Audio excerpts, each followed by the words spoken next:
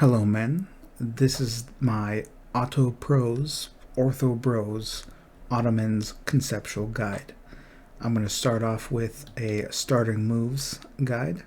Then I'm going to go into the state of a mid-game Ottomans.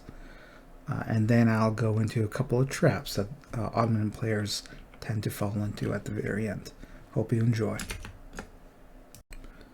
Hello men, these are the starting moves for the Ottomans. If you need to, you can slow down the video. We're going to go over to our states. We're going to give out all of our mana points. Monthly admin, monthly diplo, monthly mill. Okay, we have 0 crown land. We're going to go to Arderne, and we're going to go to the state, encourage development, and we're going to diplo dev Arderne right there. We're going to go back to our states, and we're going to sell titles. Okay, right now we have 0.198%. We sell. We're negative 0.021, and then we're going to seize immediately. For the Ulema, we're going to give out our, right here, oversight by the Ulema. For the Merchants Guild, we're going to give out our prestige and our private trade fleets. For the Umera, we're going to give out the supremacy over the Sultanate. And then for the Dhimmis, we're going to give out the higher Dhimmi taxes. Now, we're going to go over and stab up real quick. It's going to be 105 to stab up. We start with enough admin points at the start of the game. Back to our estates, and we're going to pick our admin cost, our advisor costs. So all 3 advisor cost reductions, we're going to pick those. So we pick those right there. Don't summon a diet. It will the supremacy over the Sultanate will pop that immediately. So we're going to pick our decisions. We're going to take all of these decisions. Okay, prestige, unrest, strength versus heretics, and the Dev Shirmei system. Next, we're going to go over to our court. We're going to focus admin. We're going to take an advisor. If there's a half price advisor available, you're going to take them. For Diplo, the ideal is improved relations. If there is no improved relations, diplomatic rep is okay. Trade efficiency is the 3rd best. I'm going to take the Diplo rep. And then over here in military, we want the discipline advisor. It's okay to take the +2. We'll be pretty rich in the game. So if there's a discipline or a morale of armies, go ahead and take those. Otherwise, you want either a land maintenance or a national manpower. But we have discipline +2. We're going to go ahead and take that. Going over to our rivals, we're going to take QQ. All right, QQ, we're going to eclipse them pretty early in the game, so that's good. We're going to take that. We're going to take Venice because we fight them within the first 20 years of the game. And then for our 3rd one, you can either take the Mamluks or you can take Hungary. But because Lithuania and Hungary tend to be PU'd, we like to have, and when they get PU'd, they don't count as an eclipse. So it's better to take the Mamluks. At the start of the game, with our diplomats, we're going to go ahead and start building a spy network on Byzantium.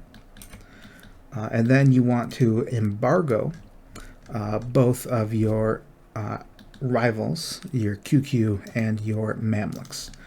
You can't embargo Venice because they start with a truce. If you pick Lithuania and Hungary as your first rivals, you also can't embargo them either. So by picking these guys, you get a tiny bit more of power projection early. So we're going to go ahead and do that under economic actions, issue embargo on both of them. Looking at our troops, we're going to go ahead and recruit a mercenary. What we're looking for is the siege pips on the generals. Okay, we're looking for siege pip on the generals, and we want their monthly maintenance to be about 3 or less. About 3 or less.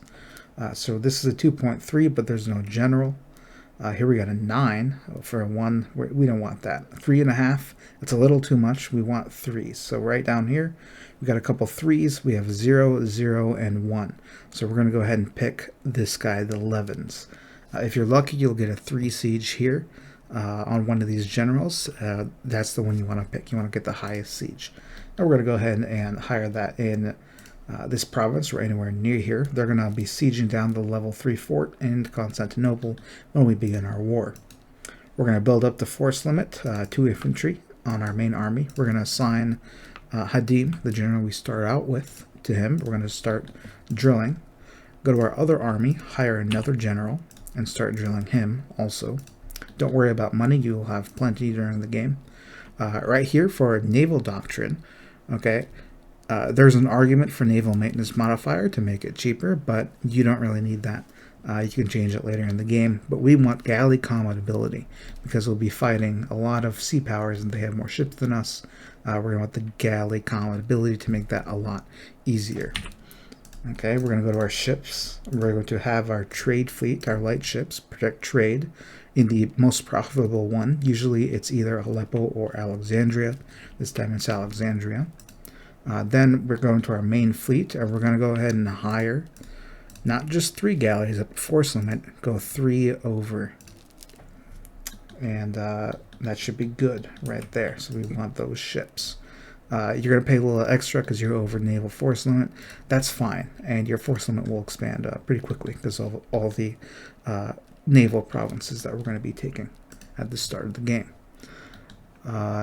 Next thing you want to do is once these diplomats come back, you're going to start improving relations with Dulkadir and with Trebizond. So Dulkadir and Trebizond. You're going to diplo-vassalize both of them. And the timing is going to work out, so it's going to be after you defeat the Byzantium, you're going to take diplo-vassalize Dulkadir and Trebizond, okay? The reason we do this, first, Trebizond is a mountain fort right there, and so that's going to be your choke point on this side. Dulkadir, if you look at the Age of Discovery, the objectives, one of them is being present on 2 continents, okay? As the Ottomans, Anatolia counts as Europe, most of Anatolia. If you go over to the subcontinents mode and we mouse over, we can see that and most of Anatolia is Europe. But if you go look at this most southern province in Dulkadir, that continent is Asia. So it has 3 Europe, 1 Asian. So what we're going to do is we're going to diplo-vassalize them, and then immediately 10 years after we diplo-vassalize them, we're going to annex them, integrate them at the same time as Trebizond, and that's going to be our Asian province, so that we get that present on 2 continents as soon as possible without having to worry about getting claims over here in the east. So that's going to be our starting diplo-vassalizations. Now, there is a trap that you may fall into as the Ottomans. If you look at your mission tree, when you get to 85 force limit, you get permanent claims on these Turkish beyliks over here. And some people will follow the mission tree and immediately attack them first instead of Constantinople, Byzantium. That is wrong. That is incorrect. You want to attack Byzantium first. You want to full annex them. At the same time you're fighting them, you want to start building a spy network on Epirus. You want to declare as soon as you are able to, as soon as you get a claim on them, and you want to beat them down, but you don't want to piece them out. So you're going to want to piece out Byzantium. All right, that's going to give you this mission, own Constantinople. You core it with a decision. You don't core it manually. You can automatically, for free, core it with a decision. You can then, you click this right here, this mission, and that gives you claims on all of the southern Greece. And then you can piece out Epirus for his land, and then core everything, and that will make it core a little cheaper because you have those permanent claims then. In addition to that, if Byzantium, ideally they ally Serbia or Wallachia. If they ally Serbia, you take Kosovo in the war. Just take Kosovo in the war. This is a gold mine. You're going to put points into it. You're going to dev it up, diplo-dev it up to about 7 or 9. And that's going to be some good early game money. If Wallachia is in the war, then just piece them out for max money and trade power. And war reps. We're looking at our forts, right? We start with a bunch of forts. We start with 5 forts, okay? You're going to delete all of them, okay? Delete all of them. Just delete, delete, delete. You don't need any of these forts. You're strong enough. What's going to happen is you're going to take Constantinople as your capital. You're going to keep your capital fort. So you're going to keep the +2 right here. The only fort in your country will be this capital right here. You don't need forts. You can defeat your enemies pretty easily as the Ottomans. With that, those are the starting moves of the Ottomans.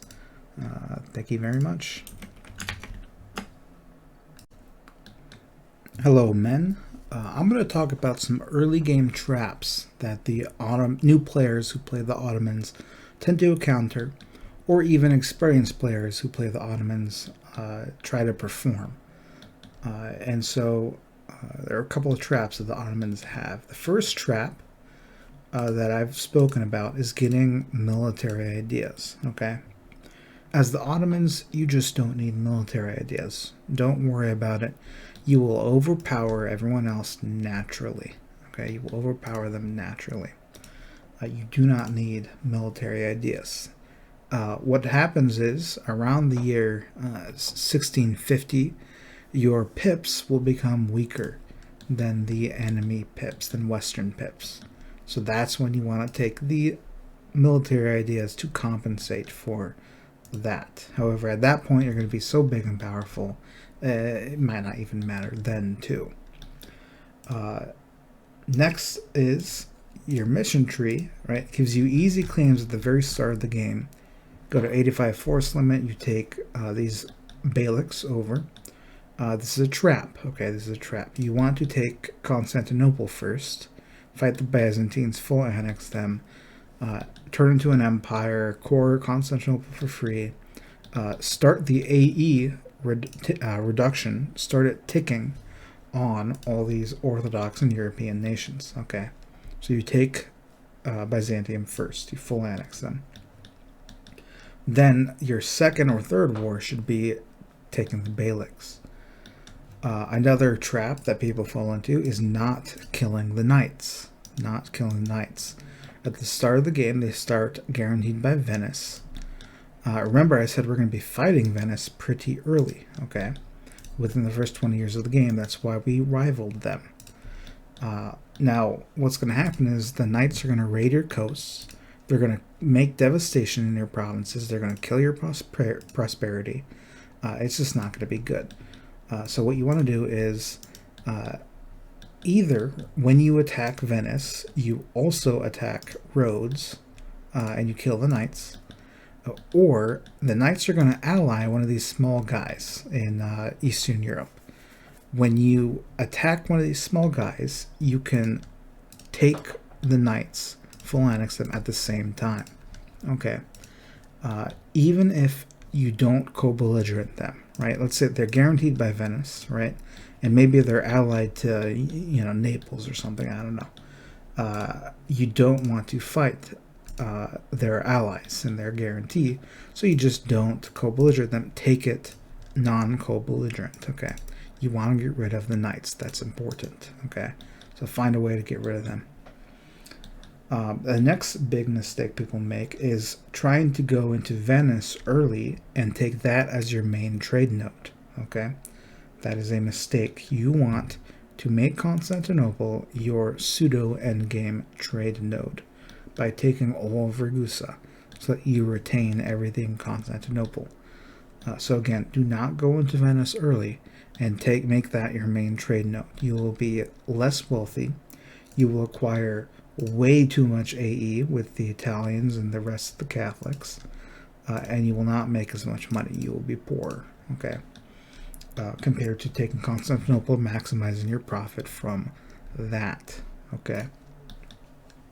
The next mistake Ottoman players make is not vassalizing, not making vassal plays, okay? You get Crimea naturally. At the start of the game, you want to diplo-vassalize Dulkadir and Trebizond as soon as possible. And you might consider also diplo-vassalizing some of these other Caucasus nations. Georgia is very good to vassalize because it has fort defensiveness. You can make it a march, keep it for the entire game. When we fight our first war with the Mamluks, okay, you want to make another vassal play. Your very first war against the Mamluks, you're going to fight them.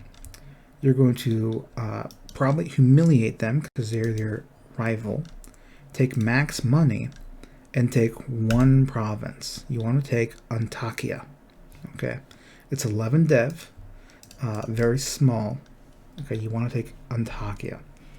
What you're going to do then is release Syria. Now, Syria will be your vassal. It will be one province here. If you look all over here, all of these provinces have Syria as a core. Okay, all these provinces, and the Mamluks will end up owning all of this.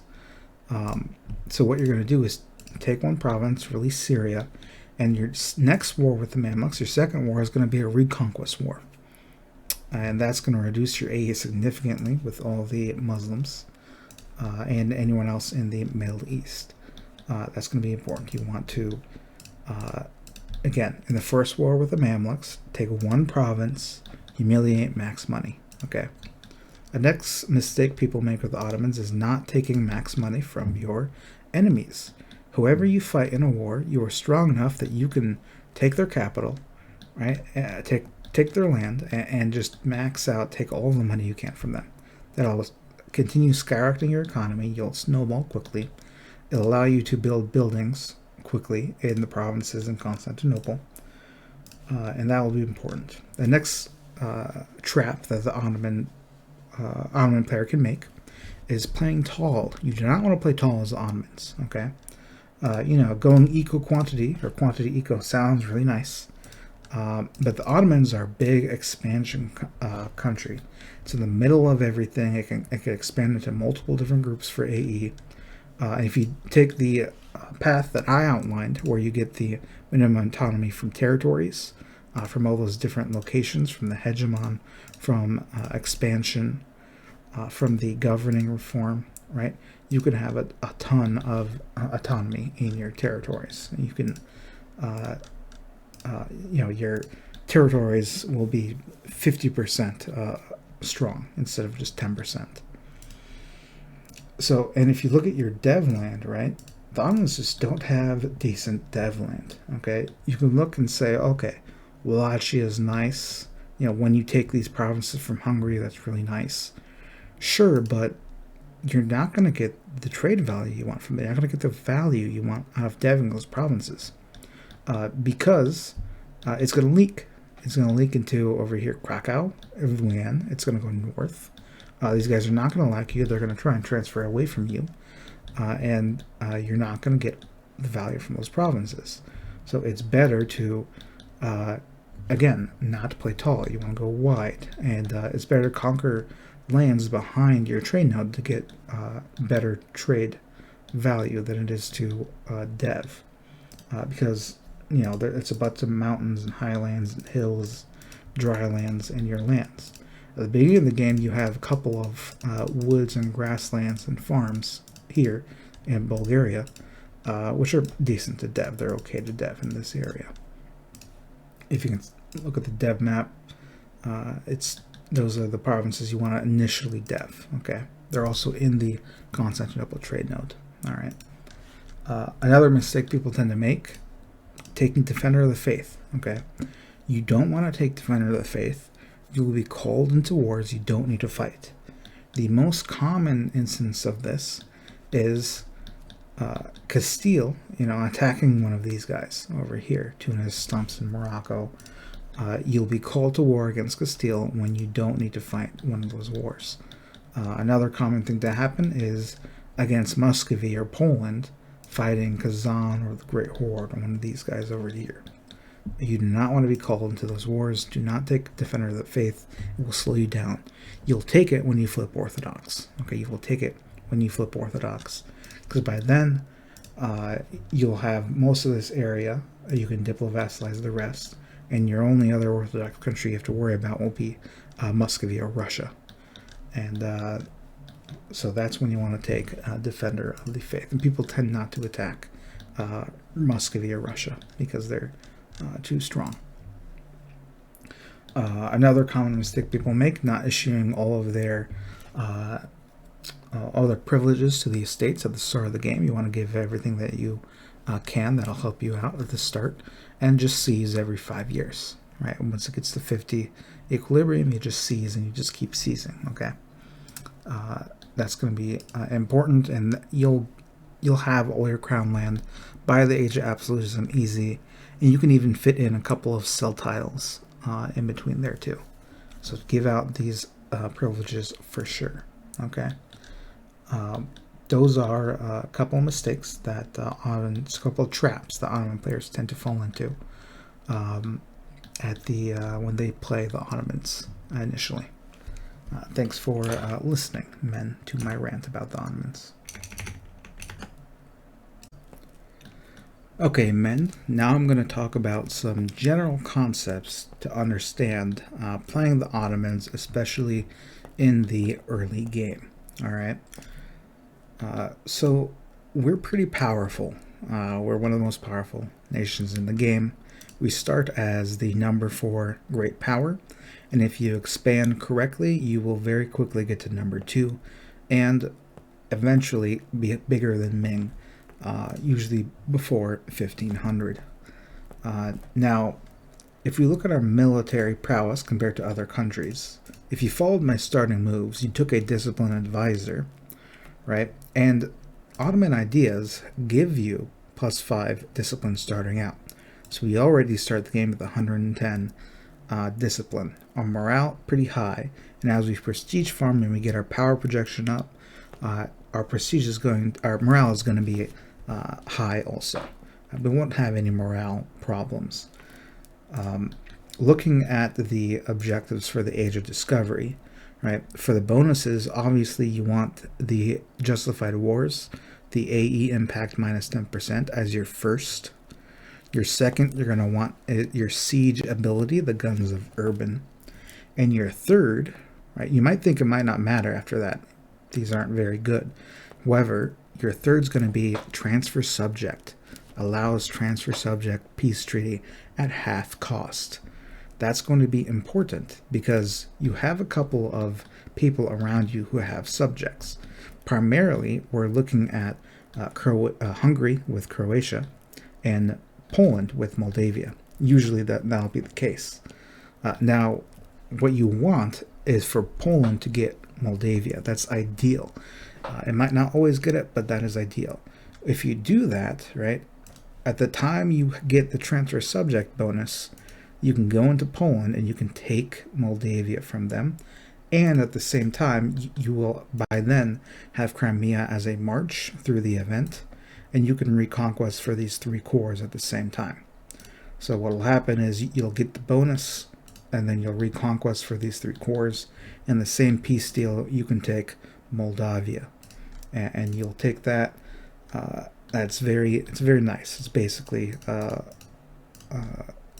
it'll help your choke point out. Now, our starter moves are obviously we're going to attack Constantinople. If you followed the beginning, we're going to take it, and we're going to full annex Byzantium with Athens, and we're going to take Epirus at the same time. Now, what's going to happen is, if you look at your claims, okay, so we get all our claims on this southern Greece area. Then this mission opens up. Right, it gives me permanent claims on Rascia area and Serbia area. If you look at those areas, they are this guy and this guy. So right here, Serbia, and right here, Rascia. Now, one province is Hungary, one province is Venice, and the rest is all Serbia itself. However, it gives you other claims, and these claims are timed. Okay, these claims are timed. So they will expire, I believe 20 years after you get them. And those claims are on these islands right here and on the Albania area. So Albania area right here is these 3 provinces. You already own one of the provinces. So really, and you have cores on Albania itself. And so really you're just going to claim on right here, Venice. So you want the claims on the islands to coincide with when you actually take them. Okay, if you notice, Nassau, Scio, Negroponte, and Lesbo. These are these 4 islands here. Okay, in Now, you're going to fight Venice pretty early. That's why we built extra ships. Within the first 20 years, you want to take provinces from them. You're going to click this mission right before you attack Venice. And that's going to allow you to get these 2 islands right here. And it will give you claims on these 2 parts right here, on Cataro and on Durazzo. And so within 20 years, then you also need to take these islands, Lesbo and Scio, from Genoa. Okay, so you're going to fight Venice, and then you're going to fight Genoa within 20 years of that to take those islands so that your claims stay. Okay, and remember, the ideal situation is Byzantium allied Serbia, and you took Kosovo with an unjustified claim. You just took it straight up, and that's going to give you the gold mine. The rest of these provinces aren't really that valuable until you want to set up your trade node. Okay, now talking about trade, pivoting to that, we have Constantinople. Constantinople is a pretty good trade node. Okay, what you're going to do is set up something that's called a pseudo end node. There should be some videos on YouTube talking about the pseudo end node, and they use Constantinople as an example. Shout out to Budget Monk. So the very concept of this is very simple. You have a trade node, and it sends money, it sends its power into another trade node, right? So Constantinople sends to Ragusa. However, if you control all of the provinces in Ragusa, then you won't be sending any money from Constantinople to Ragusa, because no countries will be pulling trade power from Constantinople. So you eliminate any other tag from Ragusa, and that allows you to have 100% of the trade power in Constantinople, 100% of the ducats there. So that's what we want to end up setting up. Some people will make a mistake of attacking Venice and going deep into Venice and trying to make Venice their end game trade node. That's not very reasonable at the start of the game. You're going to gain way too much AE by expanding deep into Italy at near the start of the game, and you're not going to make as much money economically. You want to set up this Constantinople as your end game trade node, your pseudo trade node. It's also going to be able to spawn global trade. It will spawn global trade. Your main contenders are going to be Genoa and the English Channel. You can easily spawn global trade if you make this your trade node. When it comes to buildings, right, you want to build workshops on all the provinces in the Constantinople trade node and behind it. Okay, so you have provinces in Alexandria trade node and Aleppo and Crimea. You want to build the workshops there because it's going to increase your production efficiency, and that's going to make more goods produced, and that's going to go into the trade node. All right, everything behind it. Obviously, you want courthouses in every province, and you want marketplaces.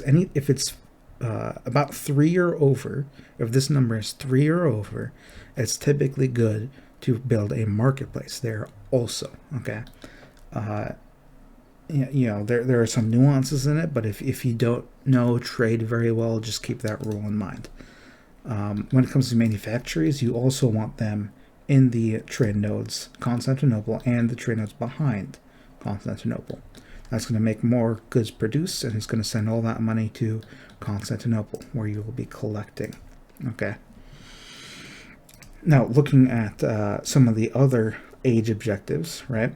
You're not going to get Discover America. You will get Control Centers of Trade.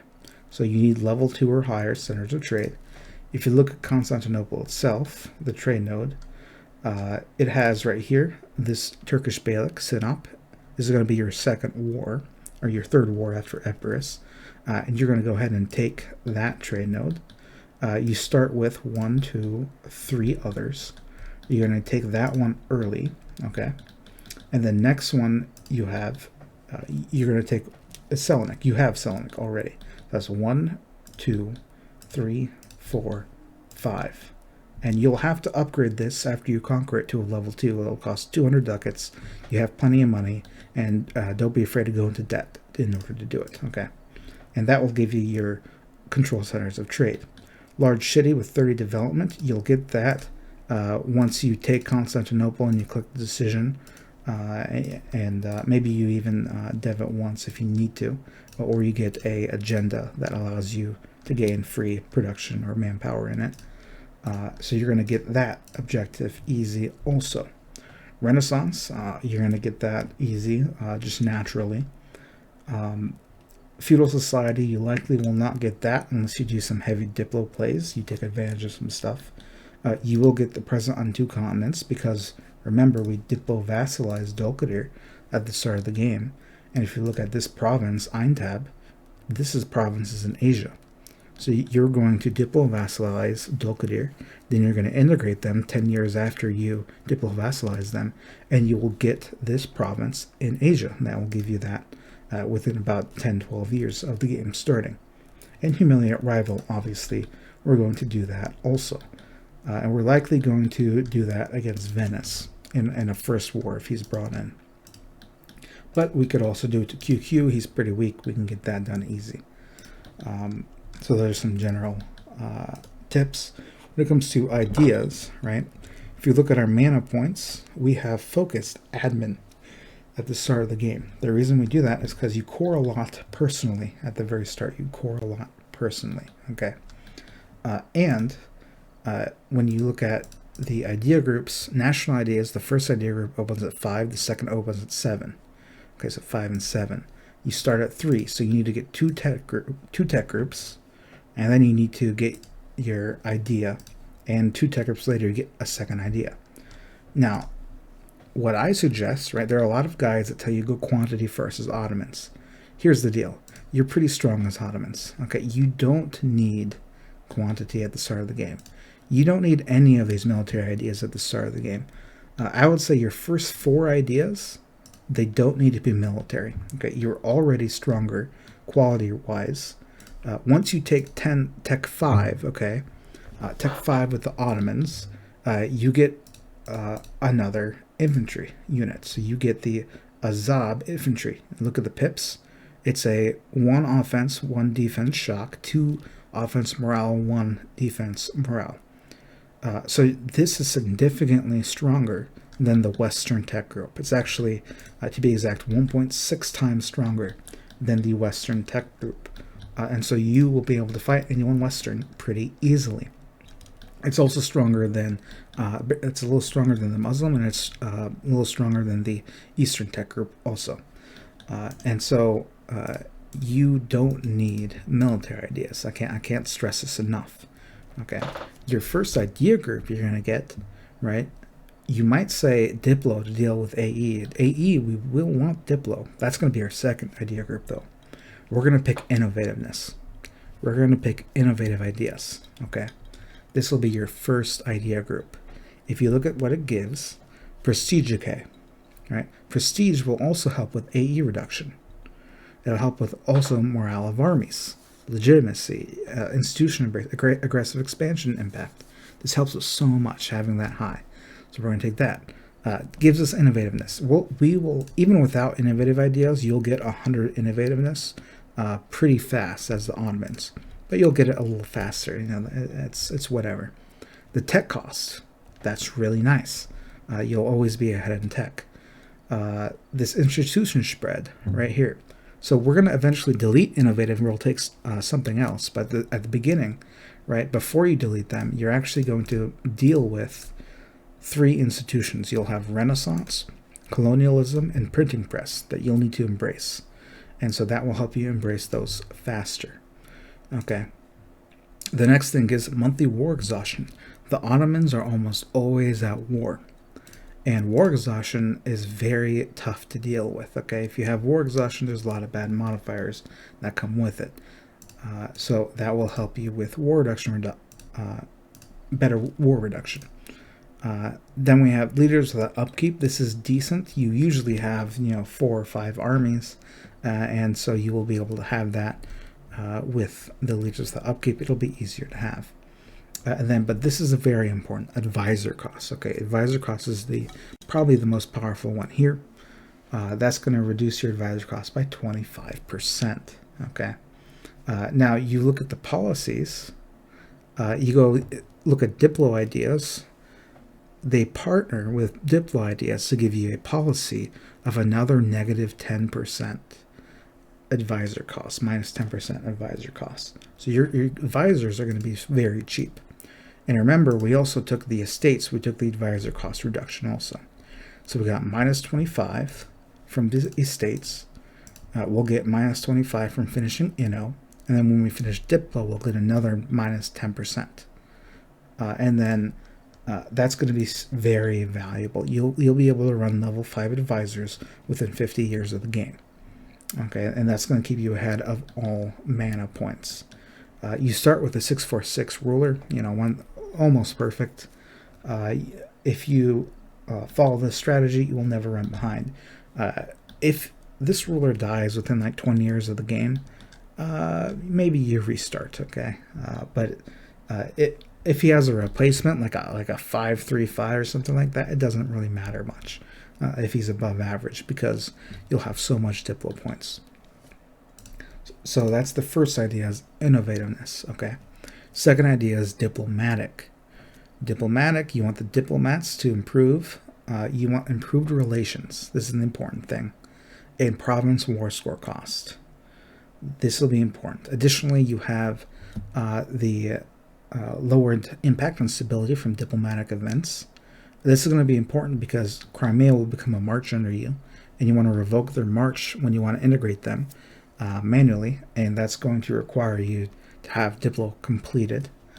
In addition to that, we're looking at flipping Orthodox, and when you flip Orthodox, you can get royal marriages and PU the Europeans. You can personal union them. And so if you want to play a lot of personal union games, having that ability to break royal ties will be pretty significant, okay?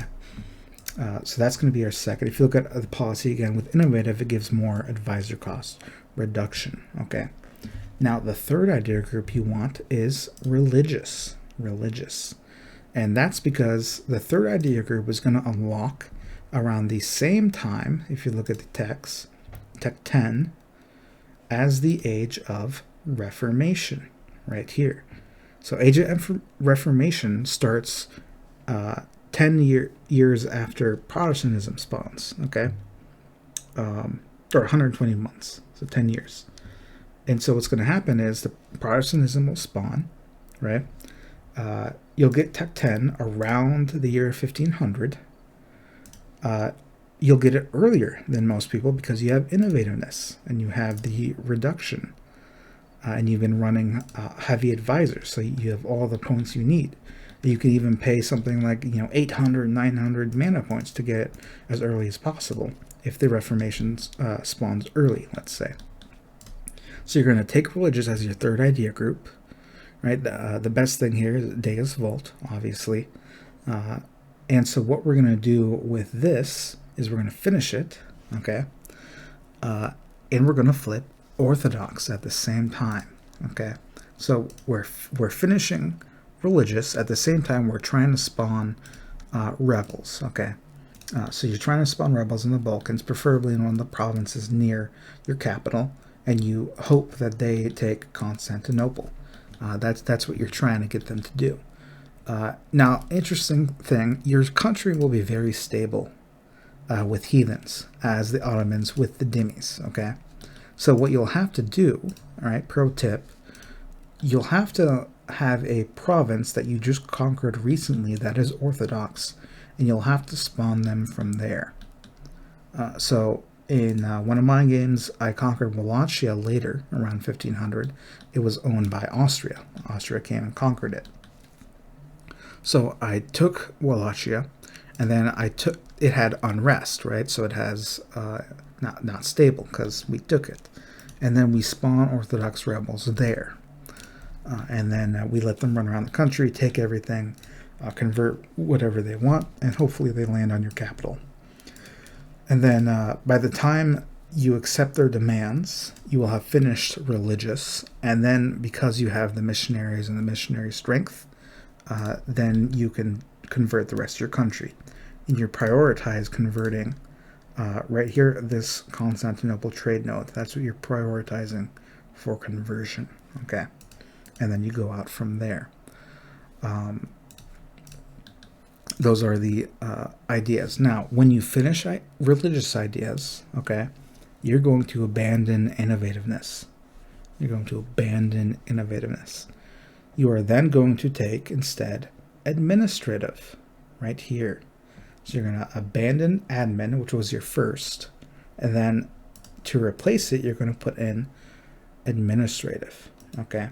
Around this time, you'll be big enough that you will have governing cap issues. And so having this plus 25%, pretty decent. And then having the adaptability, minus 25% core creation cost, in addition to your Ottoman ideas, minus 20% core creation cost, it's going to allow you to core things cheaply and sooner, quicker, because core creation cost reduces the time necessary to core things also. And at that same time, you will have Deus Vult from religious, okay? And so you're going to be able to conquer a lot of provinces, core them cheaply for less AE. You have diplomatic, so you're reducing AE quicker. You have the province war score costs from the AE, from the diplomatic. In addition to that, the Age of Reformation has a bonus, right? It has one of these bonuses that reduces war score costs against other religions. And you're going to flip Orthodox at the very start, which means that everyone around you is going to be not your religion. So you can Deus Vult them. You can take them, bunch of their provinces super cheap, and core them super cheap and expand very quickly. And at that time, you'll also have, again, through admin, you're going to have plus 25% governing cap. And you will be building, because your economy will be strong by then, courthouses on every province. Okay, courthouses on every province. Now, be sure you remember that when you flip Orthodox, you will lose the Ottoman government rank. The Ottoman government has 150 governing cap inherently. So you look right here, Ottoman government, 150 governing cap. Okay, be careful of that. You don't want to be 150 over governing cap. Okay, you got to time it a little better so that you're close or under when you flip Orthodox. Okay, so that's going to be our first 3 ideas, and then you abandon innovative, you take administrative. For your 4th idea, okay, it's going to be around 1550. That's Tech 14. It's going to a little later than 1550, more like 1570s. And so what's going to happen is, what spawns in the year 1600? Well, global trade spawns. Okay, global trade. So to get that to spawn, you need to have the highest value trade node in the game. Okay, so, and you're going to make that Constantinople. And one of the things that's going to help you is taking trade as your 4th idea. You're going to take trade as your 4th idea. Now, we're looking at, for the hegemony, we're going to take the economic hegemon. All right, that's going to give us more governing cap. It's going to make us super rich, and minus 20% autonomy in territories. Okay, this minus 20% autonomy in territories. That, combined with the governing reform over here, minimum autonomy minus 10%, so that's minus 30. In addition to, your 6th idea is going to be expansion. And at the end of expansion, it gives you minus 10% minimum autonomy in territories. So that's minus 40%. Your territories, instead of being at 90 autonomy, will be at 50 autonomy, right? So you're 5xing the power of your territories. And so because you're keeping them territories and you're putting courthouses on them, they're going to be basically no governing cap to have all the territories. And that allows you to expand very quickly, okay? You will be trade companying also right before you get right before 1600, you want to put a bunch of trade companies through the trade nodes behind Constantinople, and that will help you spawn global trade with the plus goods produced modifier that you can get in the trade companies. And you just build courthouses on those. You just build, state houses in addition to the courthouses. Okay, that makes sense. Good. So those are your beginning moves. After your sixth idea, I would suggest getting, after you get expansion, I should say, then you can get a military idea. All right. At that point, your pips will soon begin to even out and be slightly less than the Western Tech Group, the pips on your units. So you might go for something like offensive or quality or quantity or aristocratic. Those are really the four idea groups you might want to get. You will be big enough, and because your territories have 50 autonomy, you will have a ton of army, a ton of manpower. Your Ottoman ideas at the end gives you plus 33% land force limit. You don't need quantity. Okay, you do not need quantity. Orthodox will give you 33% inherit from patriarch authority in all your provinces, so you really don't need quantity at all. Okay, it would be better to get offensive for the siege ability right there in the 5 discipline, but the siege ability is very, very good. You could get what else? Quality is also nice. But a nice thing about aristocratic, you look at the very end, you finish it, it gives you plus 1 siege, and it gives you a bunch of manpower. It's 33% manpower is decent. Okay. The composition of your armies. Okay, you're gonna want mostly infantry, 4 cavalry in each stack. Okay, I don't want to hear about the controversy of never using cav. Okay, cav is powerful. You can afford it as the Ottomans.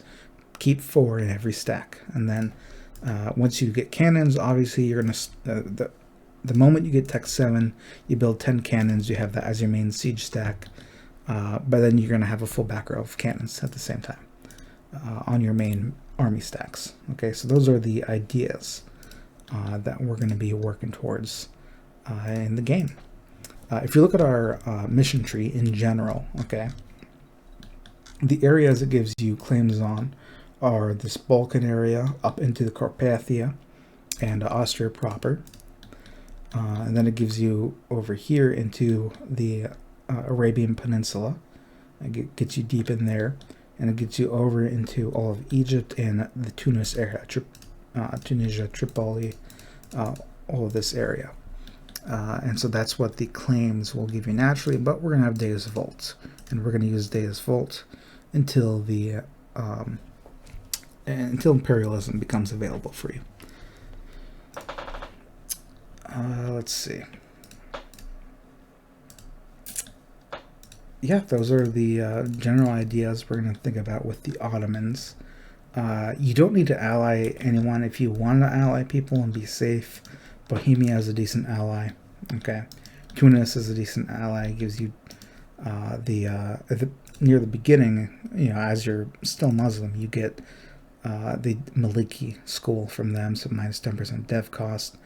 One of the Hanbali schools is also nice because it gives you minus 10% AE if you can ally or vassalize one of them after fighting the Mamluks. That might be decent also. When it comes to after we flip Orthodox, Muscovy might be a decent ally, though you don't want them to form Russia because then they start snowballing. So yeah, those are some general ideas about the Ottomans that you guys should keep in mind. And now I'll show you guys one of my games that I have of a pretty strong Ottoman run. Okay, men. The year is 1561, and I'll show you the state of my current Ottomans game. This is normal difficulty, and I have been rolling over people. I have been dominating, destroying all the enemies. All right. So if we look real quickly, we'll start off making money. Plus 63. I am at max overextension. I'm at 98 overextension. When I'm not on 98 overextension, I make about 220 to 250 depending on the trade. If I have transfer trade or war reps a month, okay, so 250. If we look over at our trade, we make 34 ducats. That's the volume Constantinople. We collect 54. We've made Ragusa our end node, our pseudo end node.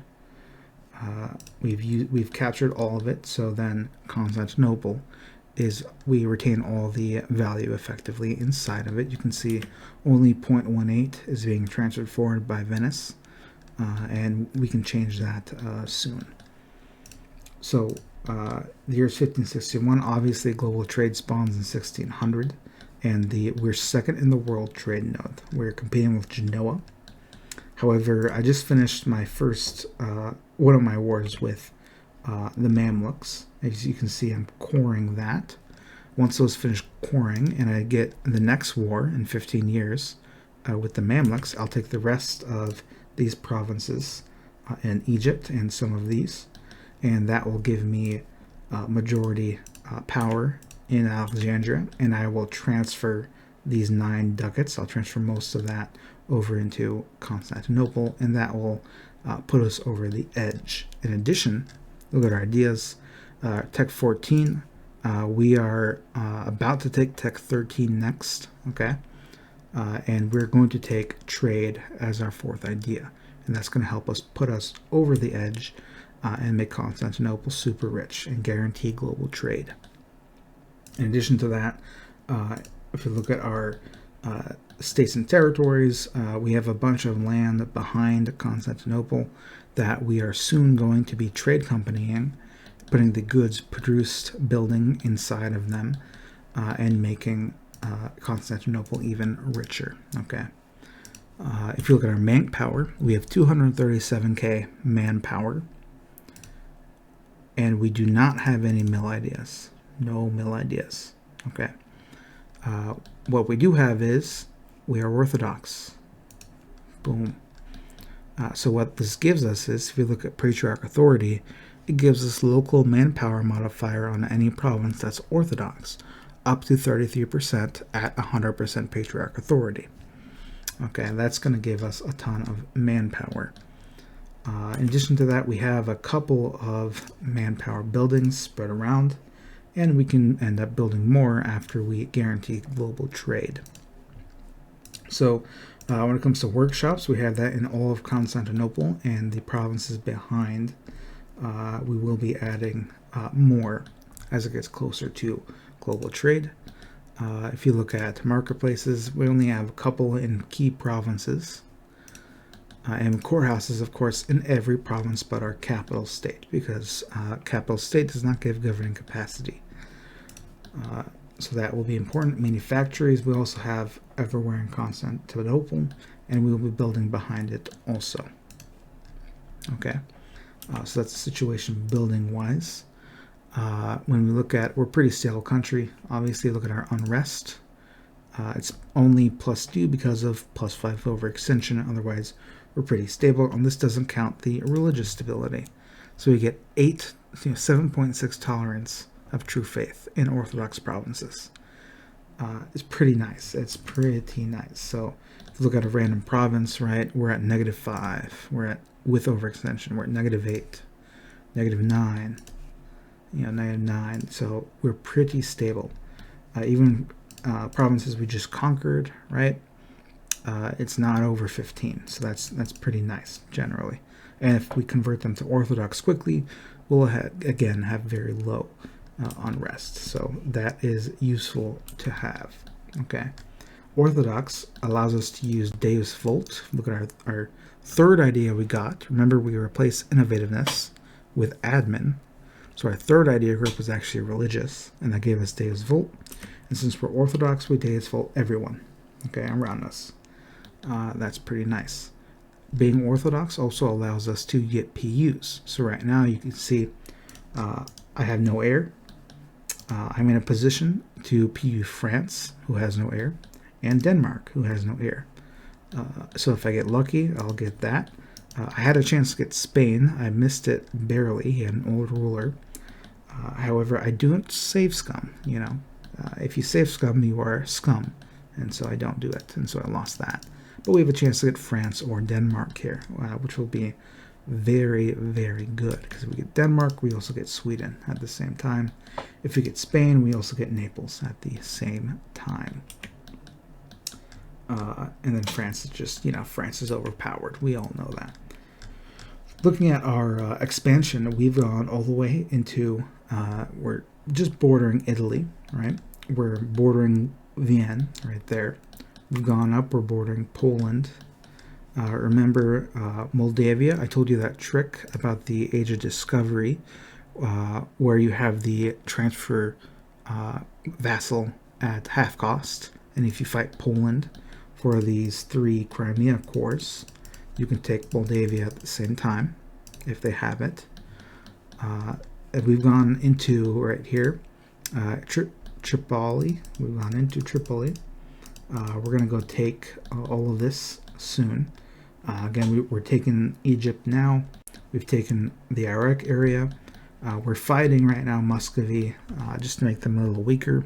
We're hoping that eventually we're going to soon eclipse them. If you look at our great powers list, we're number 1 with over 2,100. Muscovy is number 5 with 700. So the goal is to ideally eclipse them, and then eventually we're going to hopefully PU them.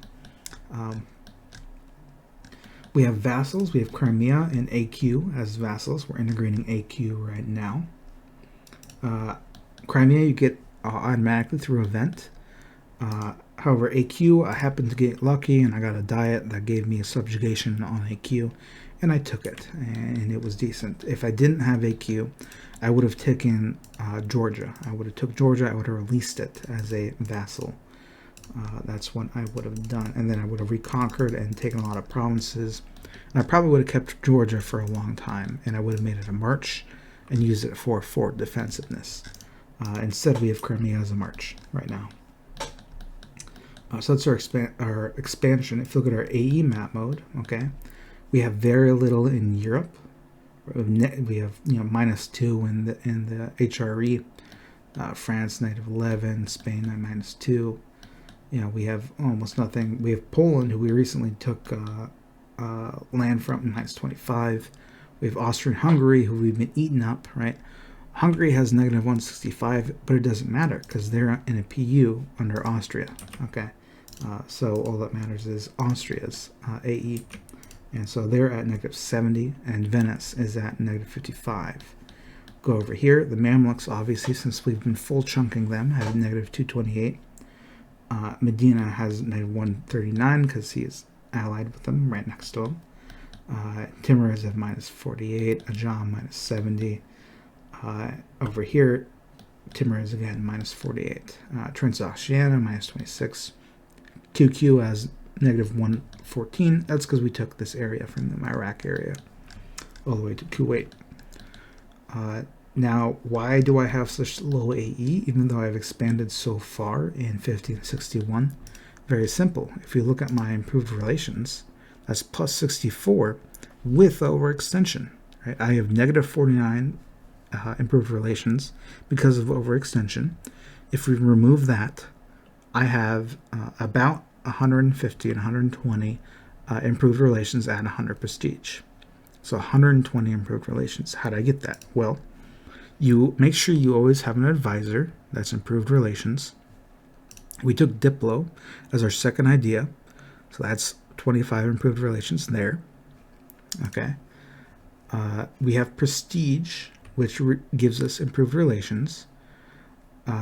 We have what else? We have the Icon of St. Nicholas, Orthodox. We took the AE impact and the improved relations. This is a highly undervalued icon. You definitely want to use this. You are strong enough, as the Ottomans have talked about it before, to not take military ideas. The same thing is true of this icon. Until you get into a tough war, you do not need this icon, discipline icon. And we're not playing tall, so you don't really necessarily need the construction costs in dev. So we take the improved relations aggressive expansion.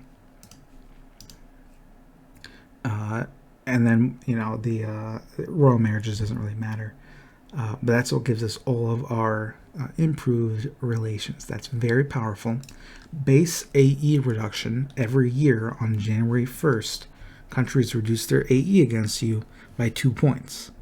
So, on January 1st, France will have base plus 2 AE, which means that I will have -9 AE at base. However, improved relations directly affects that number. If we go over and look at their relations, aggressive expansion plus 3.2 yearly. And if we're at no overextension, remember, that's going to be even more. So that's going to be, at 120, it's going to be around 5. Aggressive expansion being reduced every single year, which means if you look at Austria, has -70, right? However, if you look at the truce with Austria, let me see if I can, right there, 1567, that's in 6 years. Well, by the time the truce is up, 6 years, if I let's say we average 3 aggressive expansion reduction every year, 3 times 6, that's 18. He's going to be on the precipice of not joining the coalition. And Venice will definitely not be able to join a coalition. Only, even a Ajam might not. And we're going to have more than just +3 because our overextension will go away. Okay. And so that's going to be super, super powerful. Because I'm this big, I've never once fought a coalition. I've had one coalition form with a couple of countries, I think like Poland and Venice and a couple of these minors, but they didn't fire because of how big we are. Okay, never once fought a coalition. Okay, that's very, very important. Looking at our general expansion path after this, we're going to be going into India. So we're going to hit the Timurids. We're going to make a beeline towards Baluchistan. We're going to hit Baluchistan and make a beeline toward India.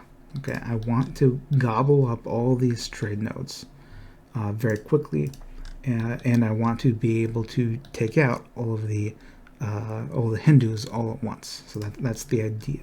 Okay, we're going to hit the age of absolutism 10 years after global trade, so like 1610. And we are prepared for absolutism. So if you look right here, crown land, we have 78 crown land. In like 20 years, we'll have close to 100.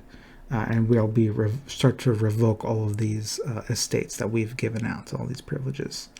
And so we'll start revoking them one by one. We'll may even sell titles just to revoke them.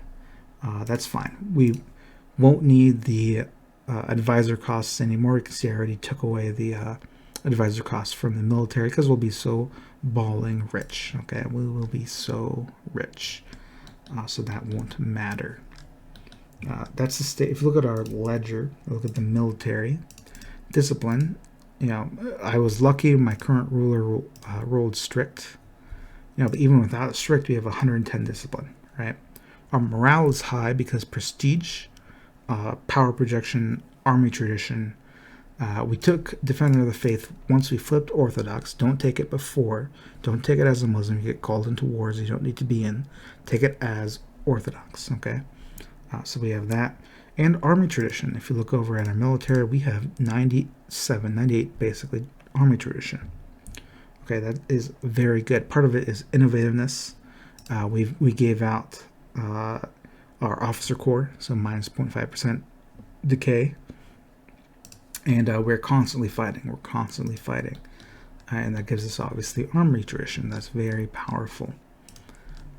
Looking at our forts, right? At the beginning of the game, we deleted all these forts. We didn't need it. And it helps our economy to just delete them. You want a line across the Balkans. So I'm setting that up now. You can see I'm building a fort right now in Bosna to cover that line. And we'll have a full line over there. And then once we conquer the like Wien and the rest of Slovakia, we'll extend the line out into a little bubble right there. We want a choke point right here. We're going to keep Trabzon as one. Right now we have Halab as one. You could move that, of course, to Maras or something along those lines. And we're going to have one of these forts like this one here in AQ, which we're about to integrate as our forts in Anatolia. You want one, obviously, right here in Egypt to cover anything coming from Africa. You want one covering this little square right here, so people can't go from Asia into the Arab Peninsula without passing that fort. And you will want one eventually around these mountains here, these highlands and these mountains, so that they can't pass from Asia into the Europe area. And of course, the Caucasus, you'll want forts here. We're going to inherit one from AQ, and we'll end up conquering or diplo-vassalizing Circassia, which is one of the next moves in order to take that. That's our defensive positions for the mainland. Our navy is pretty strong. We're about to have 50 galleys. We've crushed anyone who really has any pretense of defeating us navally nearby. The next possible threats that we're going to have is like Spain with 79. They're going to have heavies. But at the point where if we ever fight Spain, we're going to be building heavies of our own. And because our economy will be so strong, we could probably just build like 50 heavies and just destroy him easily. So that won't be a problem. Because remember, we're going to expand eastward very quickly now. So yeah, that's the current position. We are super strong, like I said. If you look at the compared to other countries, we look at our development, just way past everyone else. Right, max manpower, 237k. Ming has 133. If you look at our big European rival types, we have Austria, Commonwealth, France, Spain, right? And we could almost beat them all combined. That's how strong we are manpower-wise, without any military ideas. Super strong position. If you follow some of the starting moves in the start of the guide, you can set up a game like this very easily. Again, this is normal difficulty, and we are just crushing. We have plenty of governing cap room so that we can expand quickly. We have adaptability. We have our corporation. We have Days Vault. We have our province war score reduction. We're just going to be eating up nations very quickly. And that's the state of the current Ottomans game that I have running. I might put out a couple more tips depending on what I think is necessary in either another video or add it on to the end of this guide. Thanks for listening to me rant about the Ottomans. Have a good day.